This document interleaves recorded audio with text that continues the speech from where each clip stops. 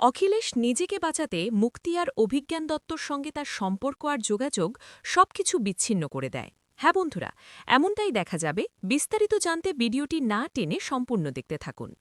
গল্পের শুরুতেই দেখা যাবে পুজোর মণ্ডপে কম্পাস যখন পুলিশ অফিসারকে নিয়ে এসে বলে যে এই অভিজ্ঞান দত্তকে এখান থেকে অ্যারেস্ট করে নিয়ে যান, তখনই অভিজ্ঞান দত্ত বলে ওঠে, কি বলছো কম্পাস?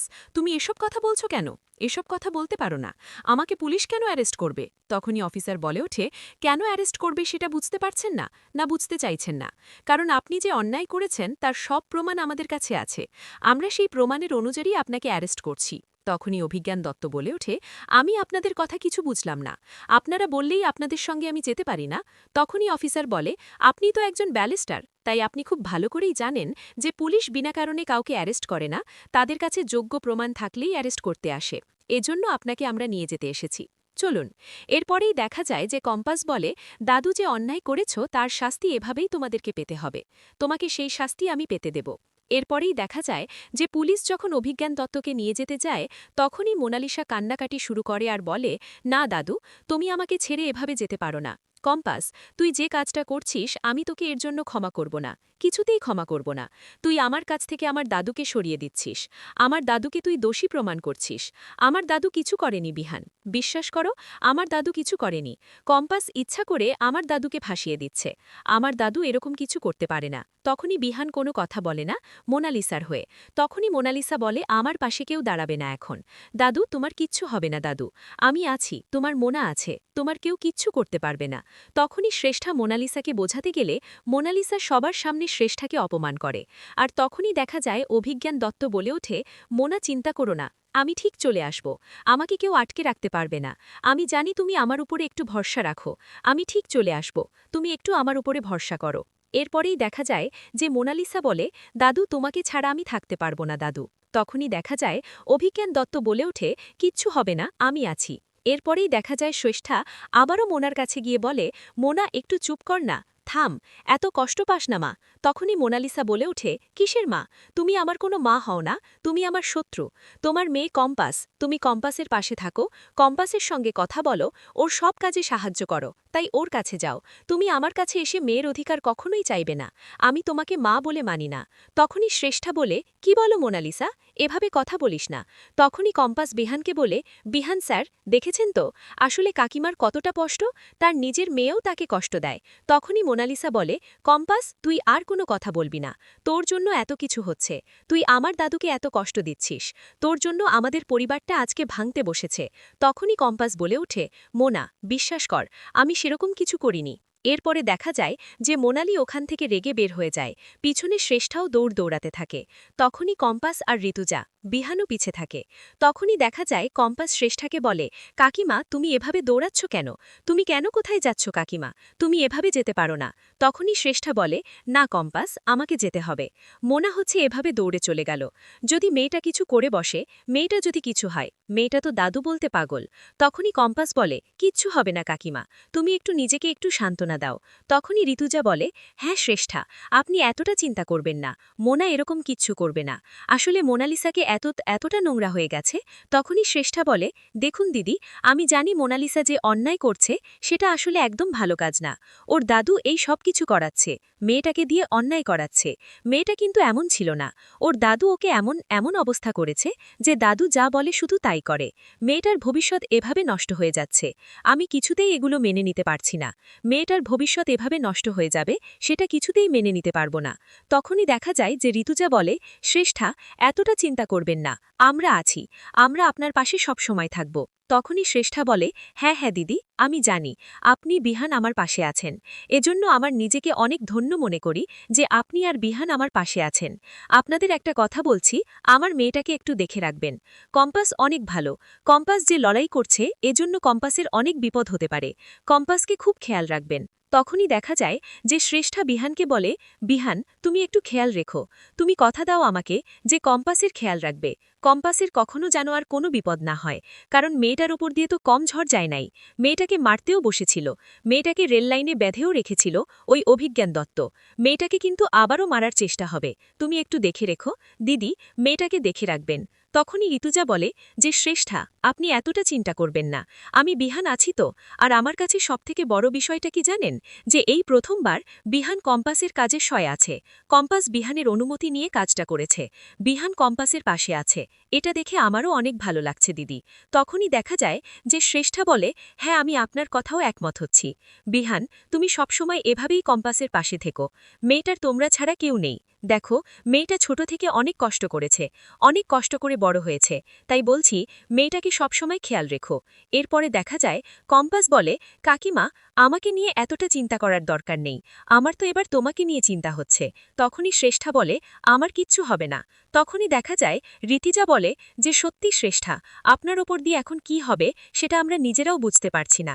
তখনই শ্রেষ্ঠা বলে, এতটা উত্তেজিত হবেন না, সবকিছু ঠিক আছে, সবকিছু ঠিক হয়ে যাবে। এরপরেই দেখা যায় যে কম্পাস বলে, কাকিমা, তুমি নিজের দিকে একটু খেয়াল রেখো কাকিমা, তোমার কিন্তু বিপদ আছে ও বাড়িতে। তখনই দেখা যায় শ্রেষ্ঠা বলে, সেটা আমি দেখে নেব, আমাকে এতটা ভয় দেখাস না।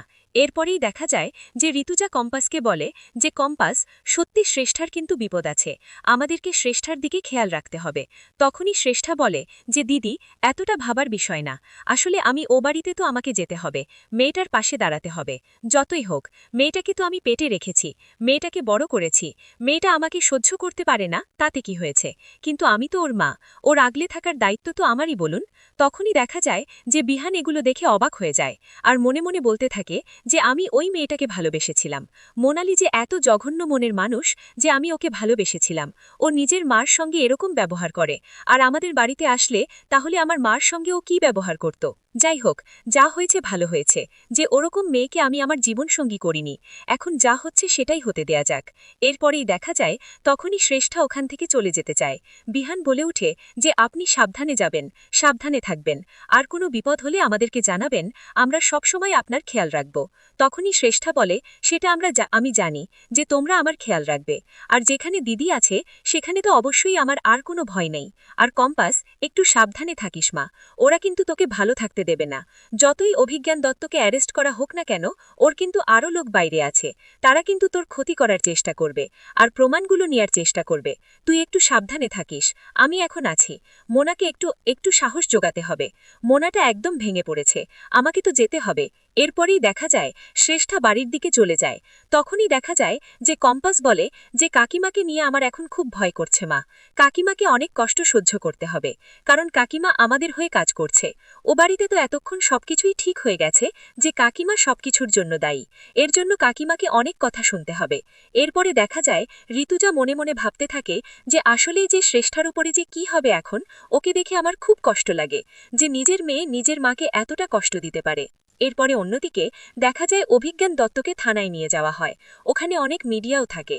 মিডিয়ারা যখন অভিজ্ঞান দত্তর সঙ্গে কথা বলতে চায়, তখন অভিজ্ঞান দত্ত মুখটা লুকিয়ে ভিতরে চলে যায়।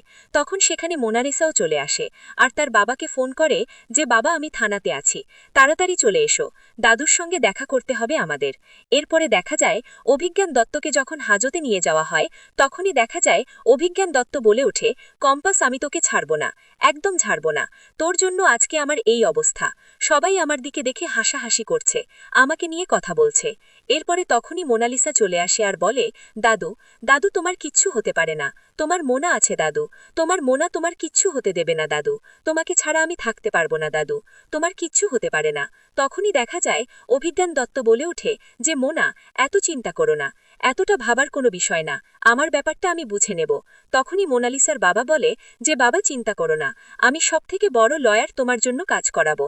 তখনই দেখা যায় যে অভিজ্ঞান দত্ত বলে ওঠে, না, কাউকেই দরকার নেই আমার, আমার আমার নিজের কেস আমি নিজেই লড়ব, আমি নিজেই লড়তে চাই, আমিও দেখতে চাই যে আমার সঙ্গে কে পেরে ওঠে, আমি কাউকেই ছাড়ব না, কম্পাসকে তো একদমই ছাড়ব না, কম্পাসের জন্য আমার মাথা নিচু হয়ে যাচ্ছে, বারবার আমি এগুলো মেনে নিতে পারবো না, সবসময় কম্পাসের জন্য আমার মাথা নিচু হচ্ছে, মেয়েটাকে এবার এবার আর একদমই ছাড়ব না, ও আমাকে নিয়ে খেলছে, ও জানে না যে অভিজ্ঞান দত্তর হাত কতটা লম্বা। তখনই দেখা যায় মোনালিসা বলে, দাদু, দাদু, তুমি এ ভিতরে থাকলে তো হবে না দাদু, তোমাকে তো বাইরে আসতে হবে, তুমি একদম চিন্তা করো না। তখনই দেখা যায় যে অভিজ্ঞান দত্ত বলে ওঠে, মোনা, আমি তো তোমাকে কথা দিচ্ছি যে আমি ঠিক বের হয়ে যাব, তুমি এতটা ভেঙে পড়ো না, যাও, বাড়িতে চলে যাও। আর একটা কথা মনে রেখো মোনা, তুমি তোমার মাকে একদম বিশ্বাস করবে না। একটা কথা মাথায় রাখবে, তোমার মা তোমাকে না, কম্পাসকে বেশি ভালোবাসে। ছোট থেকে কম্পাসকে ভালোবেসে গেছে। যখন তোমরা একসঙ্গে বড় হতে, সেখন থেকেই তোমার মা তোমাকে না, কম্পাসকে বেশি আদর করত, বেশি ভরসা করত। তুমি কিন্তু ও তোমাকে কিছু বোঝাতে এলে তুমি কিচ্ছু বুঝবে না, আমাকে কথা দাও। এরপরে মোনালিসা বলে, হ্যাঁ দাদু, আমি বলছি, আমি মায়ের কথা কিচ্ছু বিশ্বাস করবে না। মায়ের সঙ্গে আমি কোনো কথাই বলবো না দাদু। এরপরে দেখা যায় যে অভিজ্ঞান দত্ত তার ছেলেকে বলে যে মোনালিসাকে এখান থেকে নিয়ে যাও, আর এখনই অখিলেশের সঙ্গে আমার কথা বলার ব্যবস্থা করে দাও। অখিলেশ আমার সঙ্গে দেখা করতে আসলো না কেন? অখিলেশ পালিয়ে কোথায় গেল? এরপরে দেখা যায় অন্যদিকে অখিলেশ মুক্তির বাড়িতে যায়, আর সেখানে গিয়ে মুক্তিকে বলে যে মুক্তি, এবার আমরা কি করব? এবার তো অভিজ্ঞান দত্ত ধরা পড়ে গেল, আমাকে ফোন করা হচ্ছে, আমাকে ওখানে যেতে বলা হচ্ছে, অভিজ্ঞান দত্তর সঙ্গে দেখা করতে বলা হচ্ছে, কিন্তু আমি ওখানে গেলে তো ফেসে যাব, আর আমি ফেসে যাওয়া মানে তুমি আর কিঞ্জও ফেসে যাবে। আমি সেটা কিছুতেই হতে দিতে পারি না। তখনই মুক্তি বলে, তাহলে কিছু একটা করতে হবে, আমাদেরকে